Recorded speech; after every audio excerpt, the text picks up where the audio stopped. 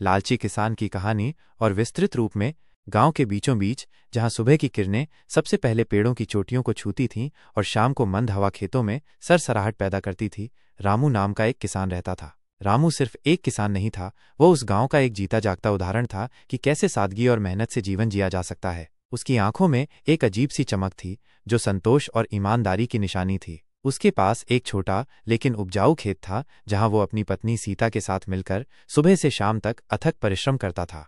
सीता, जो अपने गुणों में रामू से कम नहीं थी, हर कदम पर उसका साथ देती थी। वो खेत में उसके साथ काम करती, घर का काम संभालती और कभी भी शिकायत नहीं करती थी। उनके घर में भले ही बहुत सुख सुविधाएं न हों, लेकिन प्रेम और शांति की कोई कमी नहीं थी। उनकी 2 गायें थीं जिनके दूध से उनका गुजारा होता था और एक जोड़ी बैल थे जो उनके खेत की जुताई में सहायता करते थे। रामू अपनी फसलों को बच्चों की तरह पालता था, उन्हें खाद पानी देता और हर मौसम में अच्छी पैदावार की उम्मीद करता। उसका मानना था कि प्रकृति जितना दे उसमें संतोष करना चाहिए। इसी संतोष और मेहनत के कारण गांव में उसकी एक अलग ही पहचान थी। हर कोई रामू की ईमानदारी और उसके सीधे सादे स्वभाव की प्रशंसा करता था। एक दिन तपती दोपहर में जब रामू अपने खेत की मेड़ ठीक कर रहा था, उसकी कुदाल किसी कठोर चीज से टकराई। उसने सोचा शायद कोई बड़ा पत्थर होगा, लेकिन जब उसने मिट्टी हटाई तो उसकी आंखें आश्चर्य से फैल गईं। वहां एक चमकदार पत्थर पड़ा था जो सूरज की रोशनी में इंद्रधनुषी रंगों में झिलमिला रहा था। ऐसा पत्थर उसने पहले कभी नहीं देखा था। वह किसी रत्न जैसा लग रहा था। रामू ने उसे सावधानी से उठाया और अपने मैले कुर्ते में लपेटकर सीधा घर की ओर भागा। सीता ने जब उस पत्थर को देखा तो वो भी एक पल के लिए अपनी सुध बुध भूल गई। उसकी चमक इतनी तीव्र थी कि आंखों को चुंधिया रही थी। ये तो कोई साधारण पत्थर नहीं है स्वामी, सीता ने विस्मय से कहा। यह तो किसी देवता का वरदान प्रतीत होता है।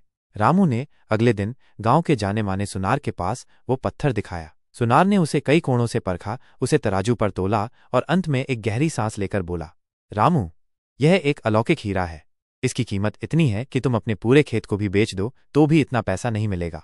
रामू और सीता इस खबर से अवाक रह गए। उन्होंने कभी सपने में भी नहीं सोचा था कि वे कभी इतनी बड़ी दौलत के मालिक बनेंगे। यह उनके लिए एक चमत्कार से कम नहीं था। उन्होंने उस हीरे को बेच दिया और उन्हें उम्मीद से कहीं ज्यादा धन मिला। उस धन से रामू ने सबसे पहले अपनी एक पुरानी इच्छा पूरी की। उसने अपने खेत का विस्तार किया। उसने कई बीघा नई जमीन खरीदी जो गांव के सबसे उपजाऊ हिस्सों में से एक थी। उसने नई गायें खरीदी जो पहले से कहीं ज्यादा दूध देती थीं और ताकतवर बैल भी खरीदे। उनका छोटा सा कच्चा मकान अब एक बड़ा और पक्का घर बन गया था जिसमें पहले से कहीं ज्यादा कमरे थे। गांव में अब रामू सबसे धनी किसानों में से एक था। शुरुआती दिनों में रामू और सीता की खुशी का ठिकाना नहीं था। उन्हें लगा कि अब उनके जीवन के सारे अभाव दूर हो गए हैं। वे पहले से कहीं ज्यादा आरामदायक जीवन जी रहे थे। लेकिन धीरे धीरे उस धन ने रामू के स्वभाव में एक सूक्ष्म बदलाव लाना शुरू कर दिया। जिस रामू को पहले संतोष था, अब वो लालची होने लगा था। धन की चमक ने उसकी आंखों को इस कदर चकाचौंध कर दिया था कि उसे और अधिक की चाहत होने लगी। उसे लगने लगा था कि उसके पास अभी भी पर्याप्त नहीं है। वो गांव के सबसे बड़े जमींदार से भी बड़ा बनना चाहता था। उसकी बातचीत में अब अहंकार झलकने लगा था। वो अपने पुराने दोस्तों और पड़ोसियों से भी अपनी तुलना करने लगा और उन्हें नीचा दिखाने लगा। उसकी मीठी और विनम्र बोली अब कड़वी और अभिमानी होने लगी थी। जो रामू पहले अपने मजदूरों के साथ बैठकर भोजन करता था, अब उनसे दूर रहने लगा। वो उन पर चिल्लाता, उन्हें ज्यादा काम करवाता और मजदूरी कम देता। उसकी नींद उड़ गई थी। रात भर वो बस यही सोचता रहता कि और कैसे पैसा कमाया जाए और कैसे अपनी संपत्ति बढ़ाई जाए। उसका मन अशांत और व्याकुल रहने लगा था। सीता ने इस बदलाव को सबसे पहले महसूस किया। उसने कई बार रामू को समझाने की कोशिश की। स्वामी, इतना धन किस काम का जब मन में शांति ही न हो। संतोष और प्रेम ही तो सच्चा धन है। सीता कहती, हमें जो मिला है वो पर्याप्त है। लालच के पीछे मत दौड़ो, ये तुम्हें कहीं का नहीं छोड़ेगा। लेकिन रामू ने उसकी बात को अनसुना कर दिया। उसे लगा कि सीता पुरानी सोच वाली है और उसे धन की महत्ता नहीं पता। एक दिन रामू ने एक बहुत बड़ी लेकिन बंजर जमीन खरीदने का फैसला किया। वह जमीन गांव के मुखिया की थी जो उसे बेचना नहीं चाहते थे।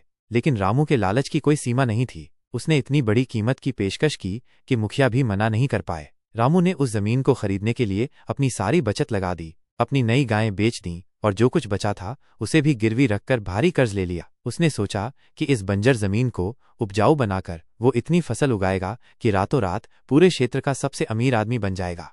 लेकिन रामू की किस्मत को कुछ और ही मंजूर था। उस साल प्रकृति ने अपना रौद्र रूप दिखाया। भयानक सूखा पड़ा। महीनों तक बारिश की एक बूंद भी नहीं गिरी। रामू के सारे खेत, जिसमें उसकी नई खरीदी हुई बंजर जमीन भी शामिल थी, सूख गए। फसलें जल गईं, पौधे मुरझा गए। उसे भारी नुकसान हुआ। उसके पास अब कर्ज चुकाने के लिए एक पैसा भी नहीं था। बैंक ने उसकी सारी संपत्ति जब्त कर ली। उसके पास अब सिर्फ उसका पुराना छोटा खेत बचा था, जिसे उसने किसी कारणवश लालच में नहीं बेचा था। रामू अब पूरी तरह टूट चुका था। उसकी आंखों से आंसू बह रहे थे। उसे अपनी गलती का एहसास हुआ। उसे याद आया सीता की बातें, उसकी सलाह। उसने समझा कि लालच ने उसे कहाँ से कहाँ लापटका। वो अपने पुराने छोटे से घर में सीता के पास गया और फूट फूट कर रोने लगा। प्रिय सीता, तुमने सही कहा था, उसने पश्चाताप करते हुए कहा। संतोष ही सबसे बड़ा धन है। मैंने अपने लालच में सब कुछ खो दिया। सीता ने उसे अपने आंचल से आंसू पोंछे और उसे गले लगा लिया। कोई बात नहीं स्वामी, उसने सांत्वना दी। हमने धन खोया है, लेकिन एक दूसरे को नहीं। हम फिर से मेहनत करेंगे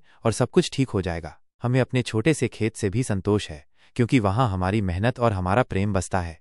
रामू ने अपनी गलती से सीखा और फिर से एक मेहनती और संतोषी किसान बन गया। उसने फिर से अपने पुराने छोटे खेत में पूरी लगन और ईमानदारी से काम किया। उसने अपनी पुरानी सादगी और विनम्रता को फिर से अपना लिया। धीरे धीरे उसकी जिंदगी फिर से पटरी पर आ गई। इस बार वह धन के पीछे नहीं भागा, बल्कि शांति और संतोष से जीवन व्यतीत करने लगा। उसे ये अच्छी तरह समझ में आ गया था कि असली खुशी महलों और धन दौलत में नहीं, बल्कि संतोष, शांति और अपनों के साथ में होती है। वो जानता था कि एक सादा जीवन, उच्च विचार और सच्चा संतोष ही जीवन का सबसे बड़ा सुख है।